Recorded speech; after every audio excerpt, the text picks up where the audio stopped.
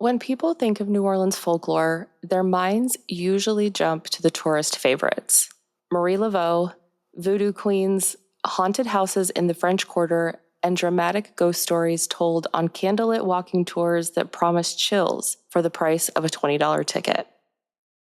But woven into the city's whispered history is a specific kind of darkness, one that sits at the messy crossroads of rumor, folklore, and genuine fear.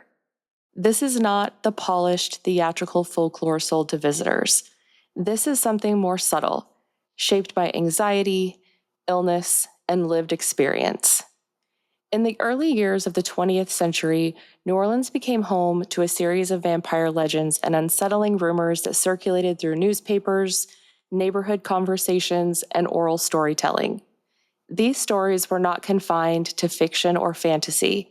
They emerged in real communities during a time when death was common, medicine was unevenly distributed, and fear often filled the gaps left by uncertainty. This was not medieval Europe, or an isolated village clinging to superstition. This was a modern American city, complete with electric streetlights, streetcars, hospitals, doctors, police forces, and daily newspapers. Yet, it was also a place where old beliefs and new anxieties existed side by side, sometimes uncomfortably so. To understand the vampire of 1900s New Orleans, one must look past the cinematic tropes of capes and fangs. Instead, look at the city itself, a city that was, in many ways, already haunted long before the stories began. What emerged was not simply a medical panic or a wave of superstition.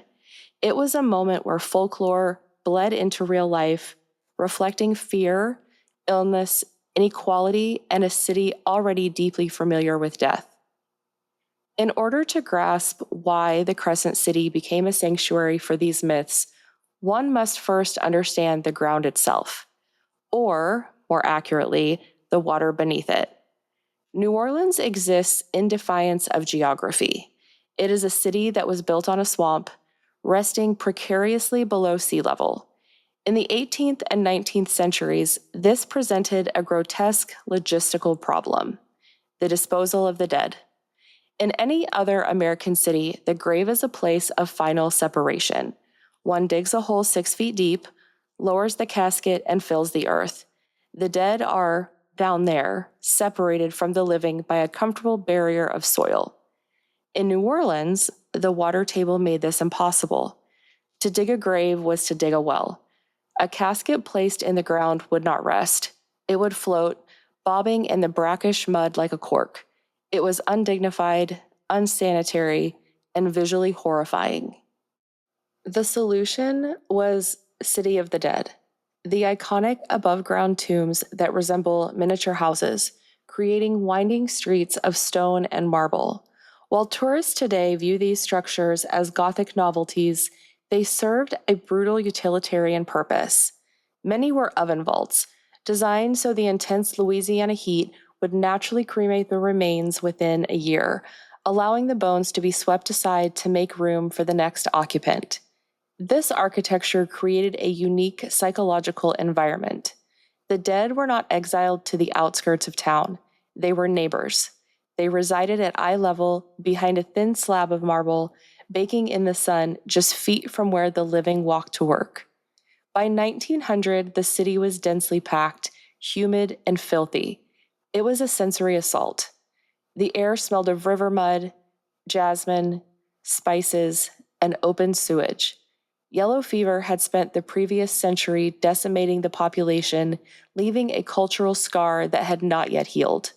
The veil between worlds was not thin here, it was non-existent. The living walked among the dead every single day. In such an environment, the leap from natural tragedy to supernatural predator was a short one. The city was already saturated with grief. Adding the vampire to the landscape was simply giving that grief a face. While the atmosphere set the stage, the script for the vampire panic was written by disease. Historians often attribute vampire panics to mass hysteria, but this dismisses the power of observation. The people of 1900 were observing a predator. They simply misidentified it. The predator was Mycobacterium tuberculosis, the White Plague, also known as consumption. In the early 20th century, tuberculosis was the leading cause of death in urban areas. It is a cruel, slow-moving disease. And if one strips away the modern medical terminology and describes the clinical symptoms of end-stage TB, one is describing the folklore of the vampire with terrifying precision. Consider the visual evidence presented to a family in 1903. The pallor. The victim loses all skin tone, becoming ghostly white as the infection destroys the lungs' ability to oxygenate the blood. This is the undead complexion described in every legend. The wasting of the body. The body consumes itself, and the victim becomes skeletal, gaunt, and a walking corpse. The photosensitivity. The eyes become hypersensitive to light, and the victim retreats into the shadows, sleeping during the day and becoming restless and feverish at night. The mouth is a critical detail. As the body dehydrates, the gum tissue recedes and the teeth appear to grow larger. In the final stages, when the lung tissue dissolves, the victim coughs up arterial blood, staining their lips red. You have a pale, gaunt figure hiding in the dark, with elongated teeth and blood on their mouth. To a population that did not understand germ theory, this was not a bacterial infection, it was a predation.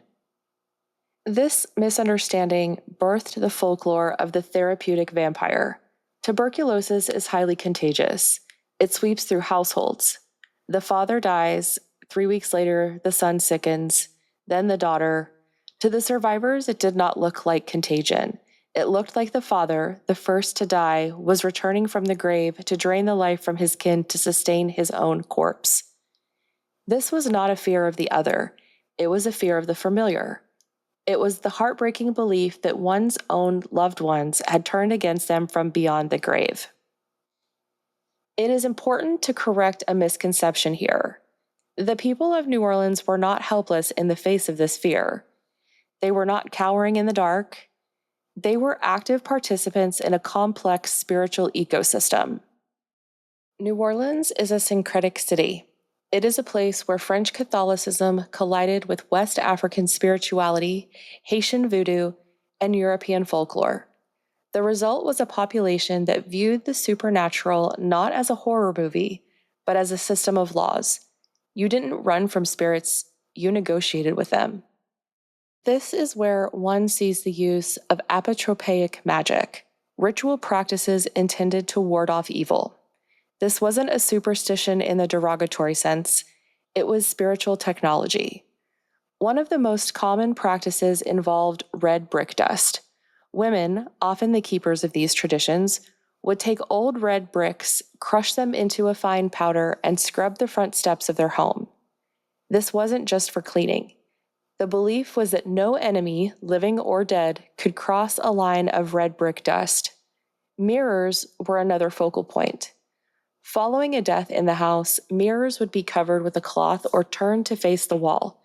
This ensured the departing soul wouldn't get confused or trapped in the reflection, allowing them to move on peacefully rather than lingering as a confused shade. These rituals provided agency. In a world where medicine offered arsenic and heroin as cures, and where the hospital was often just a waiting room for the morgue, magic offered something science could not: control. The women of New Orleans were not victims, they were practitioners. They were securing their homes against the dark using the tools they had inherited. Out of this atmosphere of disease and ritual, legends began to crystallize. The famous of these is the tale of Jacques Saint-Germain. The story serves as a perfect case study in class anxiety. Around 1902, a man calling himself Jacques Saint-Germain took up residence in a mansion on Royal Street. He claimed to be the descendant of the Comte de Saint-Germain, the 18th century courtier and alchemist who famously claimed to possess the secret of immortality. Jacques was the archetype of the gentleman monster, wealthy, charming, fluent in multiple languages, and a staple of the social elite. He threw lavish parties, catering to the upper crust of New Orleans society. However, the legend focuses on a specific detail. Saint Germain never ate. He would provide feasts for his guests, but he would sit at the head of the table sipping red wine, watching them consume the food with an intense, unblinking gaze. The story doesn't end there, though. A woman, often described as a lady of the night or possibly a vulnerable socialite, was brought to his home. Later that night, she threw herself from the second-story balcony to the street below. When asked, she told the police that Saint Germain had attacked her and attempted to bite her throat. When the police investigated the home, Saint Germain was gone. The details of what they found vary depending on the storyteller. Some say they found bottles of wine mixed with human blood. Others say they found a collection of clothing dating back 300 years, all looking brand new. Historically, the veracity of this story is negligible. There are no police reports, there's no trial records, but the function of the story is fascinating. Jacques Saint Germain is not a monster of the swamp, he is a monster of the bank account. He represents the anxiety of the outsider, the wealthy European who comes to the city, flashes his money, seduces the locals, and consumes them. In a city rife with poverty and inequality, the vampire is the ultimate landlord. He does not work, he does not labor, he simply feeds. If Saint Germain represents the fear of the elite, the legend of the Carter brothers represents the fear of the neighbor. This story, often conflated with the Saint Germain timeline, tells of two brothers who lived in a nondescript apartment in the French Quarter. They were laborers, they worked the riverfront, and they were invisible men. The legend claims a young girl escaped their apartment with slashed wrists, telling a tale of being held captive and drained of blood slowly over days.